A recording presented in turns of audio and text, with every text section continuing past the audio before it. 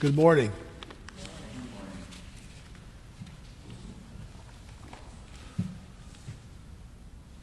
In the novel The Lord of the Rings, one of the little characters, Merry Brandy book, laments that he had never been away from home before,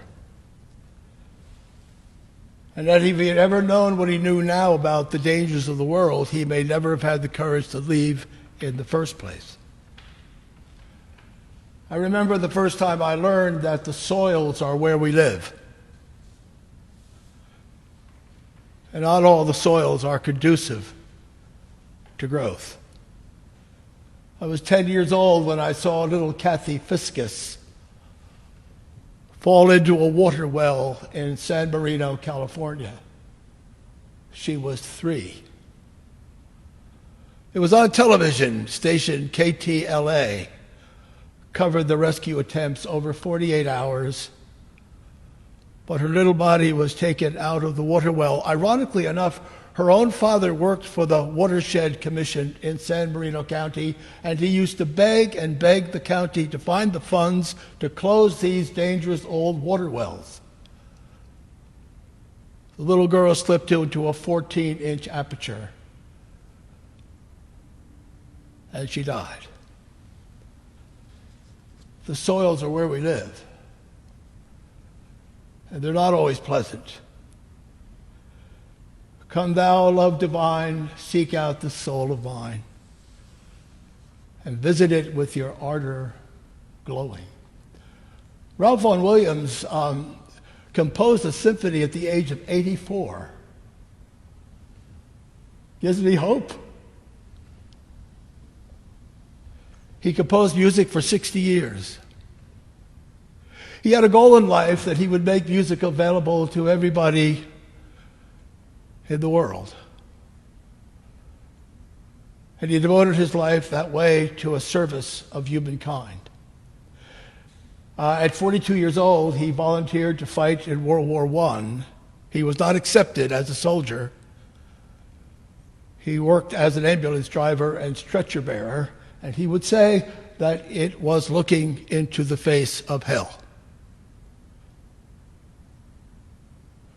The defense against German machine guns was the human chest. So he wrote. And what I will never forget is the mud. The mud. The soils are a mystery, of course. It isn't that there's a bed here and there's a bed of thorns here, and oh no, they're all connected. Thorns and rocks and hardness militate against any growth of that seed, and the sower sows it every which way.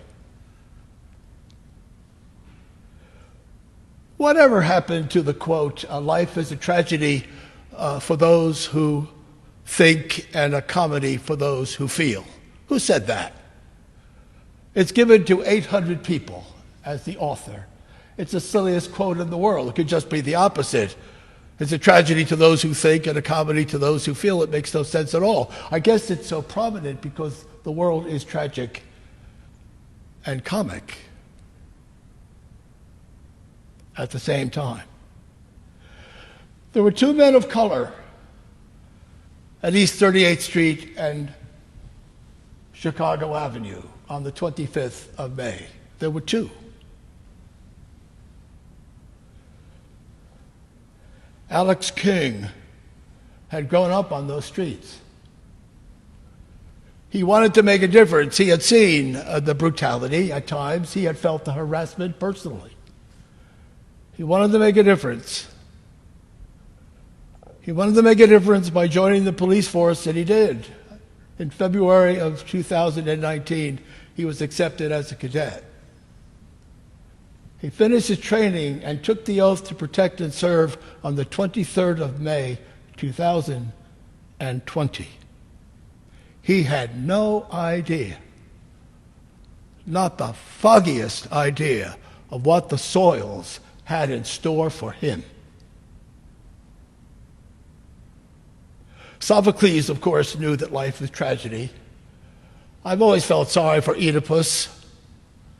He was an arrogant man, of course he was. He went to the Delphic oracle to ask what his great promise was. And she, sensing who he was, said that he would kill his father and marry his mother. He had no sense of that. It was preposterous. He was smart enough to know you don't have to do that to make a living. It was as horrific then as it is now. But he didn't know, did he, that the man in the chariot who blocked his way and who whipped him with a whip and against whom he defended himself, he didn't know that man whom he rose up against and killed was his father. And when he went to Thebes and saw the beautiful Jocasta, he never for a moment thought it was his mother. She told him her husband had been killed by thieves. And then the Delphic oracle revealed the tragedy that was his life. On Saturday, the 23rd of May, Alex King had a reception at his home. He then went to the precinct where he was oriented. On Sunday, the 24th of May, he got into a patrol car with a senior officer, and they reconnoitered through the neighborhood, orienting him to the area he would then tomorrow police. On Monday, the 25th of May, in a patrol car, he received word that a store owner said a man was passing $20 counterfeit bills, and he went to see what the situation was. He and Mr. Floyd had an argument on the street. He told Mr. Floyd to get into the car. Mr. Floyd said, "I'm claustrophobic and I cannot." He said, "You have to." Why? The only word Officer King said then was because. Because Derek Chauvin, an 18-year-old veteran, took charge of the affair and the tragedy was fulfilled. I would never have ventured out if I had known how scary the soil could be.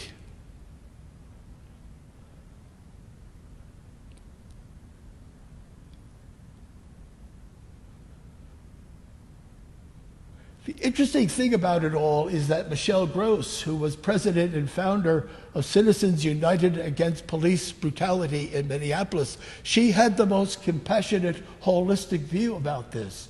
Who among us thinks for a minute that an individual can rise up and change a system? What is he supposed to say? Please, senior officer, stop. Such interventions in a racist system are not appreciated. And it's racism which is the tragedy. It isn't a personality defect. It isn't rudeness. It isn't crudeness. In 1994, the House of Bishops in the Episcopal Church wrote a letter that we read in this parish. That racism is a sin. It's a mortal sin. It's antithetical to the teachings of Jesus. Absolutely. In totality. Why? Because it destroys and discriminates. Because it separates and segregates. Because it excommunicates. And because it isolates. It is a venom which destroys human community. It is all the rocks and all the hardness and all the thorns we can handle, and it is a tragedy for everyone. Why didn't he speak out? I would have. You would have. Oh, really? In 1979, we were at a Foyers. We had just started Foyers in this parish in 1979, 41 years ago. We had about 12 people in the home of a wonderful family. By the way, I still know this family well on Facebook. I remember at this end of the table there was some muffled humor, and there was a man telling a racist joke. There was muffled and embarrassed laughter. But our host at the top of the table clicked the glass with his spoon and said, "Sir, we do not use that word in this house. We do not have this attitude in this house, and I will ask you to apologize." Well, where do you think it went from there?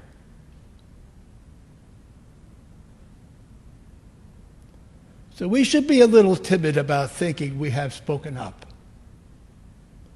For who among us thinks we can confront a system where such interventions are not appreciated?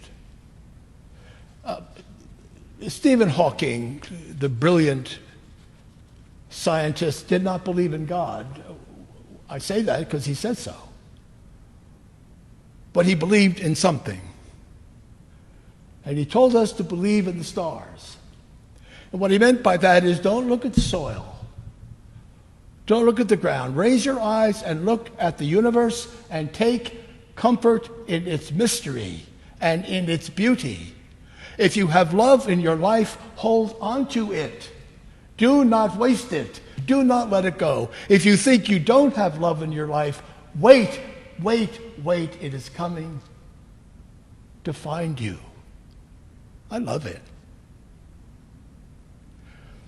Well, I'm almost done. I will be done in just one last little thing. I have been having fun listening to Tammy Duckworth, junior senator from Illinois, contest with Tucker Carlson of Fox News, who called the senator from Illinois a coward because she would not come and debate him on his show. Tammy Duckworth, on the 12th of November 2004, was piloting a Black Hawk helicopter with her co-pilot when it was struck with a rocket grenade. And as she said, a $6 billion came down in a poof. She was a devotee of the life of Senator Robert Dole, Republican of Kansas, who used to, you may know, hold a pen in his wounded hand. She was a beloved friend of John McCain, who was so beaten up in his POW status that he could not raise his arms above mid-shoulder. I look at my legs, she said, and they're gone. Well, I lost my left leg at the hip and my right leg at the knee, and my right arm is pretty useless. But she lifted up her leg, her titanium leg, and tapped it with a pen and said, "Believe it or not, these are the best looking legs in the Congress."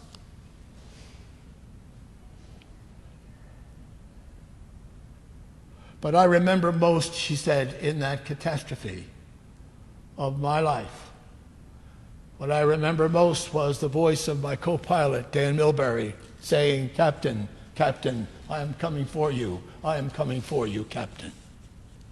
And carrying me out to safety. And I have made a promise in my life. I have made a promise that I will do nothing today that, if Dan Milbury was to learn of it, would make him for a second regret that he saved my life. That's a great creed to have in your life. Come thou, O love divine. Seek out this soul of mine and visit it with your ardor glowing. O Comforter, come within my soul. Amen.